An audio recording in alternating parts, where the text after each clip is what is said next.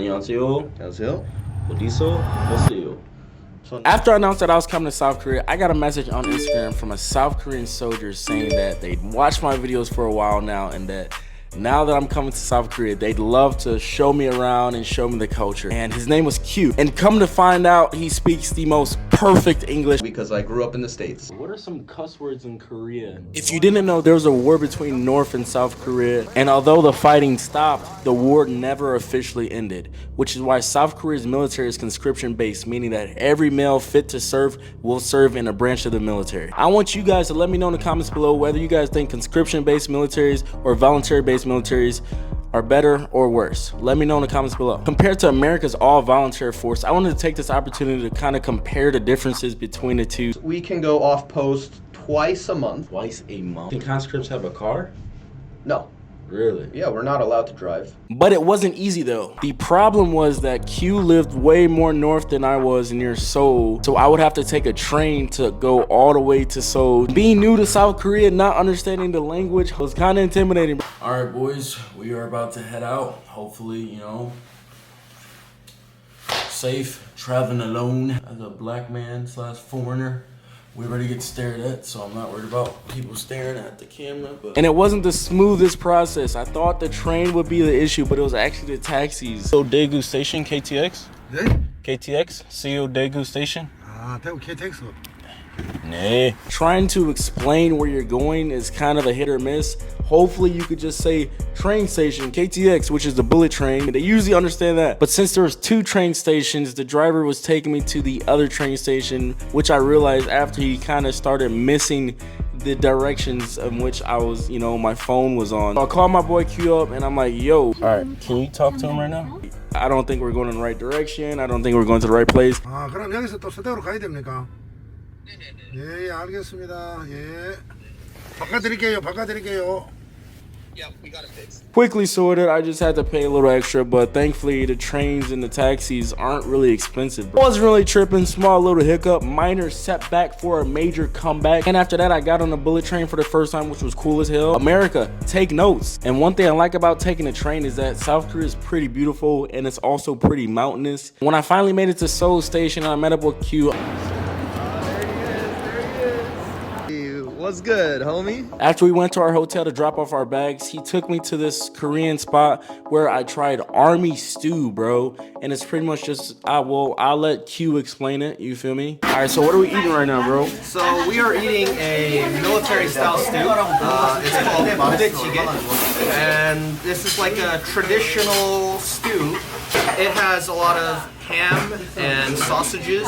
It was made because back in the day we couldn't eat much good food, so we had to make a stew with what we had. And I tried squid for the first time, bro. I'm not gonna lie. We're about to eat squid.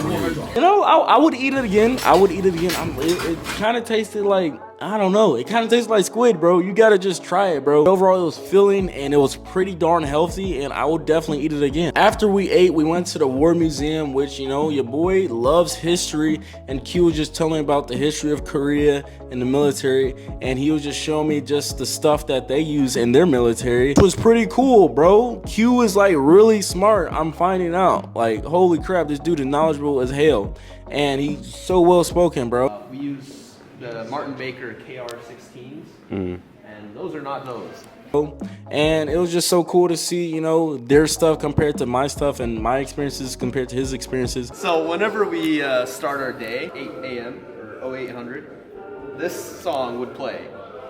And just the relationship of the United States and Korea in general, bro, is just like, wow. And after the museum, we went back to the hotel and Q gave me freaking gifts, bro, which is pretty cool because I don't get a lot of gifts, bro, which is why you should like the video. Got you a Korean MRE, our unit t-shirts, a beanie, one of our issued beanies. Bro. Got a little neck warmer, digital pattern. And, you know, caught me by surprise. It was some of his South Korean military stuff. And I'm like, yo, bro, I'm definitely going to hang this up forever, bro. And he gave me an MRE too, so should I eat it on the channel, bro? Comment down below. After that, we kind of chilled for a little bit, and then we went to Seoul Tower.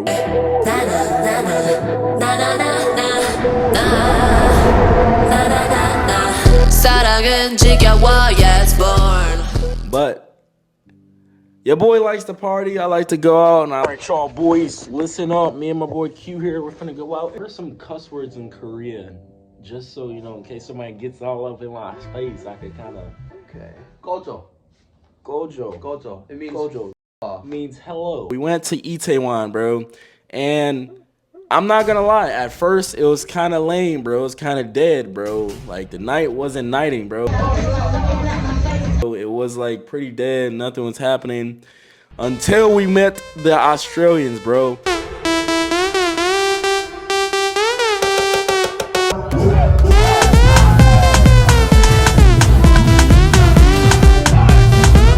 And so if you guys don't know, South Korea is like kind of very small scale like America, where there's like other people of other races in the country too. And so when you're in South Korea, I met Russians, Australians, freaking UK people, and it's just pretty cool. And I'm not gonna lie, like the foreigners, once you meet another foreigner out, you're like, you got that instant connection, because obviously I'm not South Korean, and so you're like, whoa, where are you from? He was punched in the chest by a corporal for replying too slowly. The next 3 days, he was beaten by a broom until it broke. It wouldn't be an Aaron BT video if I didn't talk about the good and the bad. Although I'm glad that I joined the military, and I think it's the best decision that I made in my entire life, the military is a serious place and it shouldn't be romanticized. While doing my research and talking to Q, I found out that although South Korea is a developed country, the treatment of conscripts is questionable, especially if you're not from South Korea. And before I continue, I just want to say that I'm not judging, I'm just making observations, because this isn't my country and this is just a perspective from an outsider looking in. And I want you guys to make your own opinion and judgment after you guys hear how conscripts live and how they're treated. I was in the States when I was super young, so 9 to 16, or 9 to 15. And then in Canada from 18 to 23. In Korea, if you don't go to the military service, they don't extend your passport duration after you're 25. So that forces people to come back into the country unless they illegally stay outside of the country. We have conscripts and we have NCOs. So when you enlist as an NCO, you start from E6. Oh. Okay? And you work your way up to E9. But as a conscript, we go from E1 to E5. As an E5, I get paid about, converted, it would be about $750 today. Oh, wow. Yeah. 2024 January, it would be $750 a month. And then to put that in comparison, me in E4 makes maybe like in Korea right now probably $1,500 every paycheck. And then so for $700, like a month. Oh, not even a paycheck. Yeah, no, not bi-weekly. Yeah, Wow. a month. They send out a message on our social media in Korea, which is Kakao Talk. I remember it telling me to go get my health checked so that I can apply for the military service. So let's say, for example, you're fresh out of high school, you have to go, but you want to go to college first or university first. So what normal 95% of the guys do is they go to university first. They do 1 semester or 1 year, and then they leave a notice for the university. Hey, I'm going to go to the military. Can you put me on hold for a little bit? Do you get to choose your job as a conscript, or? In the Air Force, yes. You go in, you take a test. One for your specialization, or MOS, and one for basic. My MOS is 41310, which is 2A633 in the U.S. Air Force, which is Air Crew Egress Systems. It saves pilots' lives. Yeah. So my day would look like we wake up at 6:30, and we get ready. But the day we don't have PT like Army guys. Yeah. Oh, so you guys don't even do PT? No, that's Wow. all up to us. Even in the Korean Air Force, huh? Yeah. That's crazy. Chair Force guys, Chair Force. When do you start your day and when does your work day end? So we start at 0800 officially, and we end officially at 1700. And then I heard a lot about like the restrictions of cell phones, and like you talked about Absolutely. a little bit about that. We don't get our phones until 1700 officially, and we can only use them till 2130. So But- they get taken away or something like that? Yes, absolutely. Really? Yep, they block them up. They like, take "Alright, them give and me they your lock phone." them up. Yep. Really? We'd have these NCOs that oversee us per night. It changes every day, and they would say, hey, bring your phones down by 21:30 to the office, and every single conscript comes down with their phones and put them in the designated boxes. So what would happen if somebody gets caught with their phone? Oh, they get in trouble. Mm. Oh yeah, they get in trouble, and normally it's either, if it's a light offense, as in like, you know, they just, let's say for example, they didn't turn it in for one day, they might get their vacation slashed, or the worst case scenario is that you go to military correctional center, pretty much military training camp again, boot camp again. No phones allowed. Very strict schedule. You clean a lot. You write like a apology letter type of thing. The worst thing about it is that it extends your service. So let's say, for example, like you didn't turn your phone in, because I know a bunch of guys that didn't. 11 days into military jail. Really? Oh yeah. Just for having their phone? Yeah. The NCOs get phones all the time. You know, like 24/7.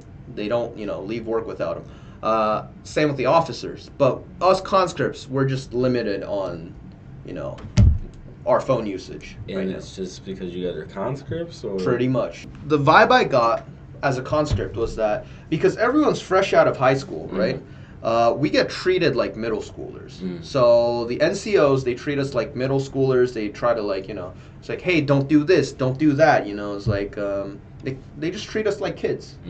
And for some, it's good. For someone like me, it wasn't. But in the end, when in my egress systems, like, the NCOs didn't need to tell me what to do, because I just got everything done by myself. They didn't even have to speak a word, you know, utter a word. So yeah, it's just a lot of babysitting. So that's why they don't allow us to have phone. We get free times from 1700 to 2200. And then can you guys like go off post if you want to? So in the Air Force, we can go off post twice a month. Twice a month? Yeah, but that's after 1700, after work has been finished. Twice a month? Yeah, so you only get 4 hours times 2 every month off post. Which is, honestly, from comparing it to Army guys, we get the better end of the deal, because we at least get to go off post. These guys are up in mountains, and like, even if they want to go off post, like below the mountains because it's near the front line, there's nothing. There's no PC rooms, there's no, you know, like food places, like it's just, there's nothing. What you're describing is kind of like what would happen if you're like kind of in a deployed environment for us. Like, you can't leave off post, or if you can, it's going to be only for a certain amount of time. But like, you guys are in your own country. Like, I'm pretty sure there's like a town maybe literally right outside your base. Correct me if I'm wrong. And so that's insane. Is it just for conscripts or enlist or E6s too? So NCOs, they're free to go. Oh. Yeah, they're free to do whatever they want. Can conscripts have a car? No. Really? Yeah, we're not allowed to drive. Well, okay, other than like transportation guys, you know, they can drive, but like we're not allowed to drive. Our base, we had one chicken place, we had one post, or like post PX, office? yeah. Oh, one PX. Yeah. We had one like Korean barbecue place, and that's it. Wow. Yeah, so that gets pretty old real quick. Yeah, and you can't go. You literally like can't go off post to get food or anything like that. Twice a month. Twice a month. So do they just? How do they track that? You have to sign out to leave or something? Yeah, yeah. You got to go online onto the intranet, which is not internet, intranet, military internet. You got to sign up for it, and then your example battalion commander has to approve it. That's crazy. Yeah. It usually gets approved though, right? Oh yeah, yeah. It hardly gets shot down. There's 2 types of morale. Actually, no, I would say there's 3 types of morales in the base. There's the positive guys that only care about self-development. So that's what I was in the last year of my military service. I worked out hard. I was reading a lot. I was, you know, looking at like how to invest in stocks and real estate, stuff like that. There's those developmental type people. There's the neutral type where they just don't give a shit. They just, you know, they're just on their phones all day. They don't really care about developing, or they just, but they're not moping. They're not being, you know, they're not, you know, they're just like complaining. Just waiting yeah, their time they're out. just, yeah, they're just waiting. And then there's the negative guys. These guys are pretty much the worst to be around because they're always negative. They're always causing trouble. They're always, you know, they're just not positive entities to be around. What would you guys say like your sentiment of the military is? So the public perception of the Korean military is viewed negatively. Really? 90% of the time. That is because of history, as a matter of fact, because we've been living under a dictatorship until the mid-'80s.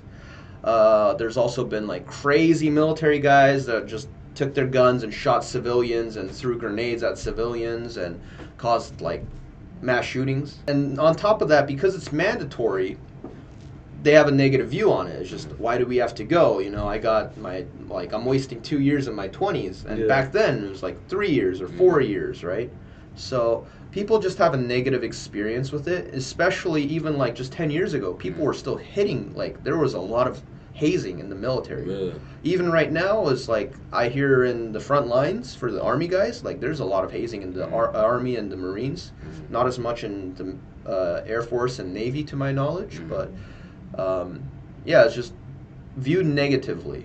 And on top of that, you see the uniform and you just think, if you're done serving, it's just like, haha, those guys are still serving, right? So it's kind of, because everyone does it, it's not viewed as a prestigious thing, but on top of that is everyone has done it, and most people have negative views on it. It's kind of like one of those train wrecks that you can't, like, you literally cannot avoid. Train wreck is an interesting choice of word. Yeah, well, not...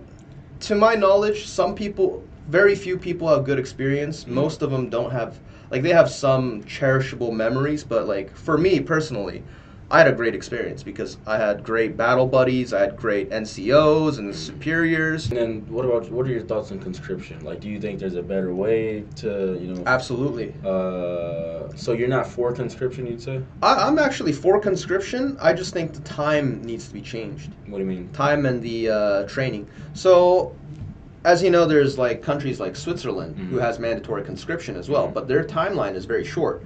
But they also have a much harder training life. They take it much more seriously within that short period of time.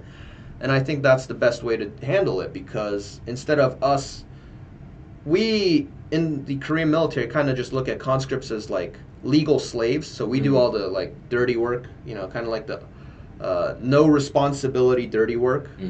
But I think we should be transforming more into a modern army,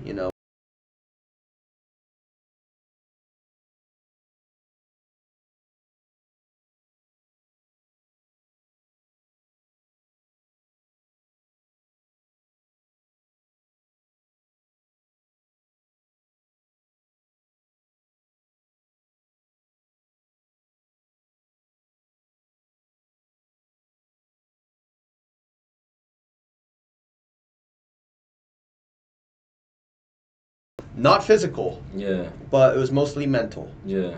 For the people around me, that wasn't very good, stuff like that. Okay. Yeah, I got you. And then, so how'd you overcome your Korean language obstacle? I just spoke it as much as possible, and I was, watching TV with the boys, and it kind of just naturally got better. What do you guys think about the U.S. military? Generally, it's super positive because we know that you guys have our backs, so we're just like, yeah, we got, big bro America, with their carrier groups providing cover for us. What's some noticeable cultural differences that you coming back from the States back into Korea, like that you kind of notice and kind of like, don't like, or, what would you say? I like and dislike the hyper-conservatism. Sometimes I feel that it's right, sometimes I feel that it's wrong, mostly in terms of efficiency. But other than that, super shy people compared to super outgoing people, because you can just talk to anyone in the States and they'll have a conversation and you can become the best of friends in like an hour. But here, that does not happen because a lot of people are just suspicious of you. They don't make eye contact or say hello. Yeah, I've noticed that too. What would you say, for somebody watching that's potentially about to go into conscription in the Korean military, like what's some advice? My advice is try your best and focus on developing yourself. and stay positive. After spending some time with Q, it was cool to see that even although we came from different walks of life, we still have a lot in common. And maybe I don't have it so bad in the US military, bro. Me being in the military kind of connects me to every other, you know, 22-year-old male also in the military. We're also kind of going in the same stuff. We like to, you know, go out, have a fun time. We like to work out. Put WQKYU in the chat, you feel me, in the comments below. I can't wait to show you guys more of South Korea.